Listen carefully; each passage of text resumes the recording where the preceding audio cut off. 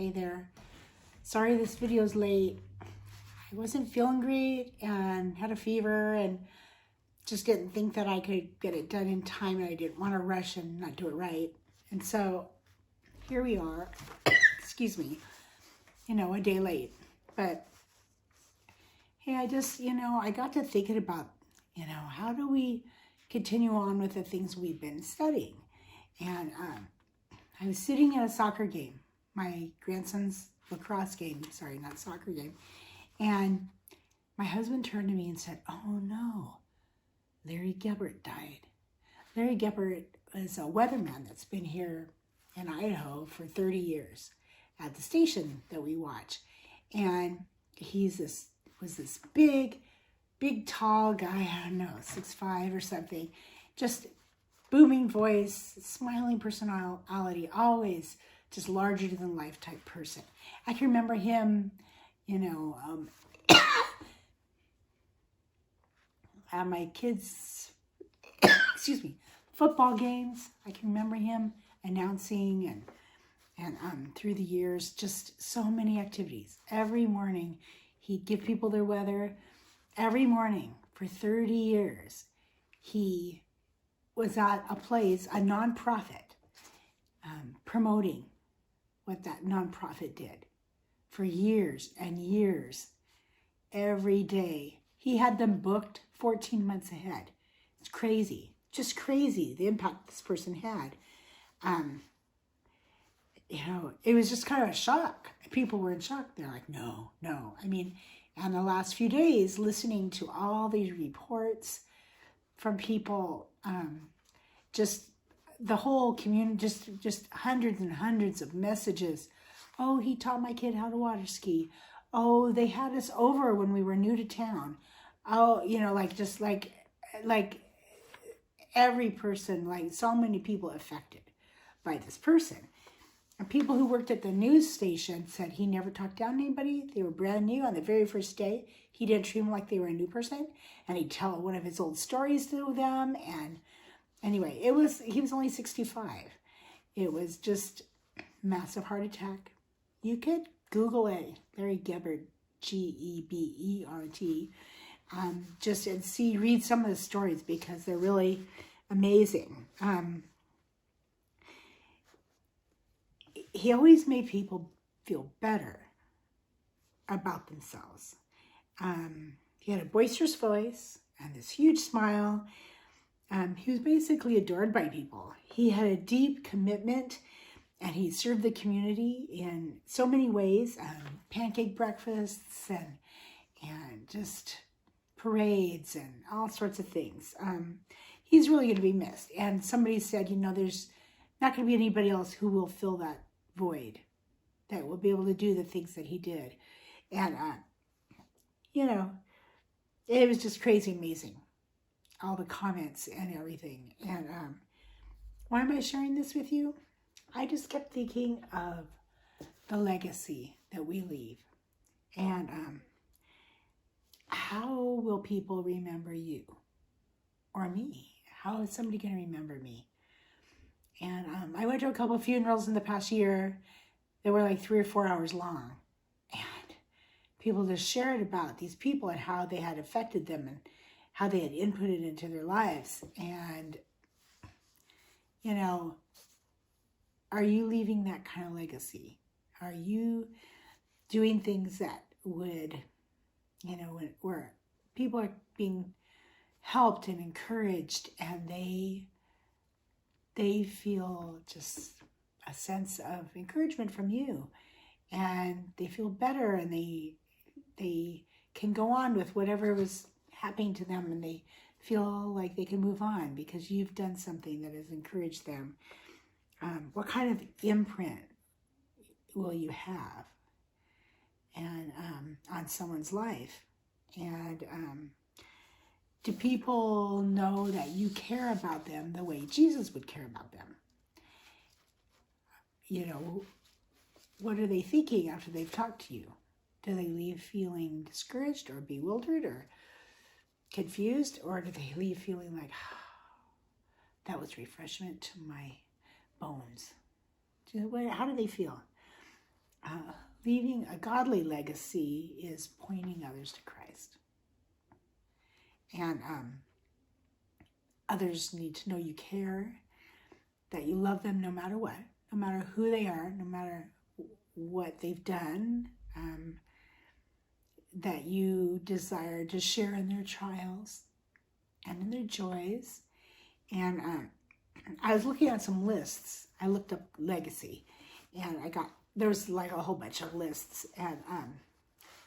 And here are some things. Live like you mean it.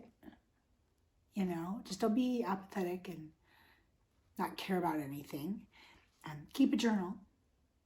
I have some prayer journals and things, just where I've like cried out to God, kind of like Psalms. And I think that, it's good to write some things down. I also am a storyteller, and I'm sure the grandkids are tired of that. My kids probably got tired of that, but I pass down things that my dad told me, and I pass them down, and that's a good thing.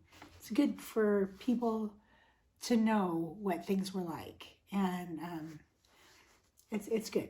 Be honest about things, so that people know where you stand, and they can say, Grandma and Grandpa wouldn't have done it that way because they always stood for this or whatever. And give your family the gift of your time. Don't just say, I'm so tired. I don't really want to do that with them. I love having family get-togethers. I just love it.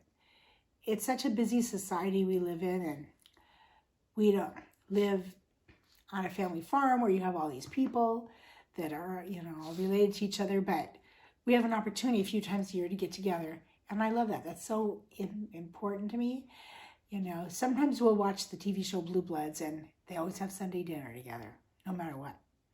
And I think that's just like something that's lacking in our society a little bit. But I love having people over. It's just really important to me. And I miss it when something happens and we're not able to. I love having people over. Live for others, not for yourself. Live for others and make sure that they know that you're important. And that leaves a big imprint on them. Be an example. Be an example of what's right. And they'll know that you don't want to do something that's wrong because they know what you stand for.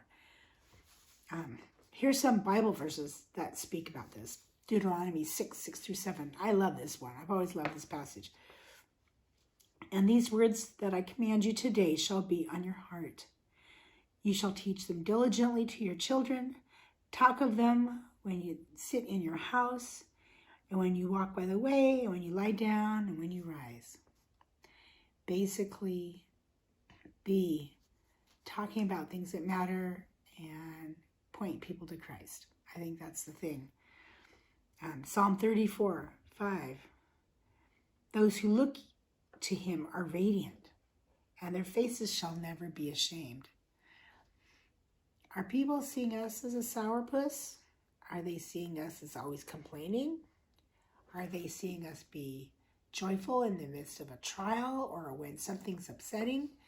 Do they see us be patient with things? How are they viewing us?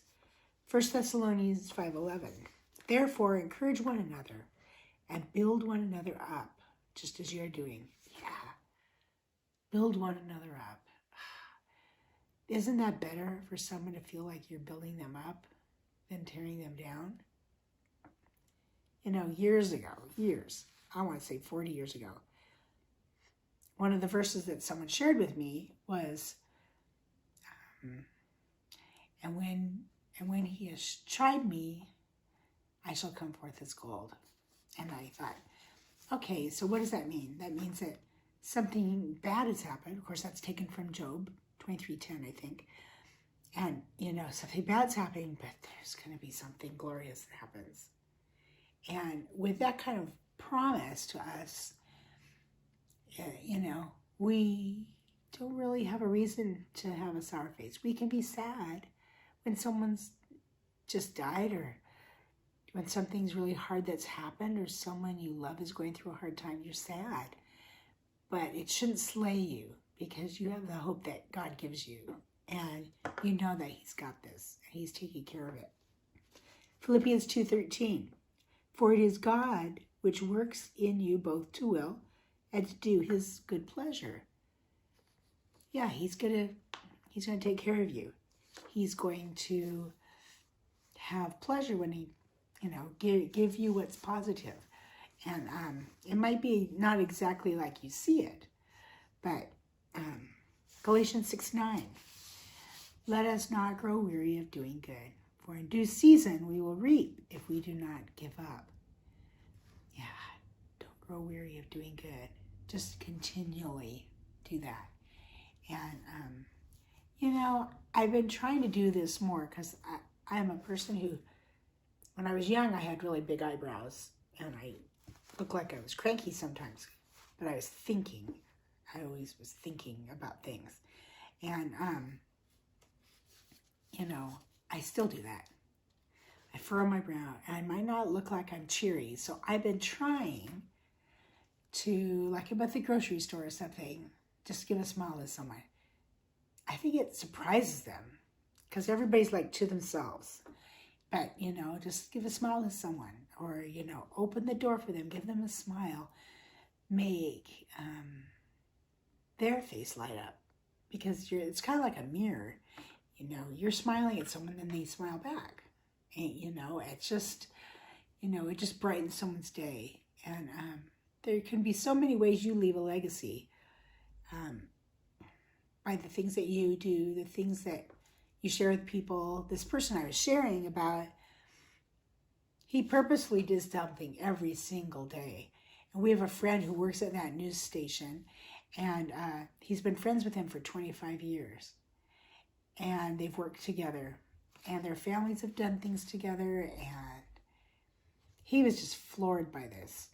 It was very sad for his family. But everybody knew this person cared about them. No matter what, they said he'd stop them in the hallway and talk to them, strike up a conversation, always made them feel important. We need to take that as an example and be a little more like them. So how can we make an impact? I think it goes back to a lot of the things that we've been talking about the past few months. Showing the other person that we care about them and that we're willing to make a sacrifice, even if it's not convenient. Take them to the store, pick up that kid from school, take a meal to them, even if it's a hard night, those kind of things. I think it goes back to some of that. Show people that you'll go out of the way for them. Thinking of the other person. And also trying to understand where they're at. Like, what are their needs? What's going on with them? Oh, that person's having surgery this week. Maybe they need someone to do this for them. Or that person's not getting along well with one of their kids and they're just discouraged and they don't know where to turn. Maybe they need a lunch out or something. Maybe I need a lunch out. What can you do to help them, cheer them up, make them feel special? What kind of things can you do? And I think, we can all do some of these things. And like usual, I would love for you to post them on our little Facebook page, Live Boldly, and our group, and get some ideas of what you would do. Maybe I'll post some of them, and you can add to that post. Anyway, thank you for being patient with me when I've been sick this week, and I hope you can think about some of these things and just think about what kind of impact that you want and what kind of legacy you're going to leave for others who are living after you. And are your generations after you going to remember things that grandma did or that their mom did? And what are they going to remember? Will they know that you cared for them? These are things to ponder, think about, pray about. And anyway, I'll see you next week. Thanks. God bless.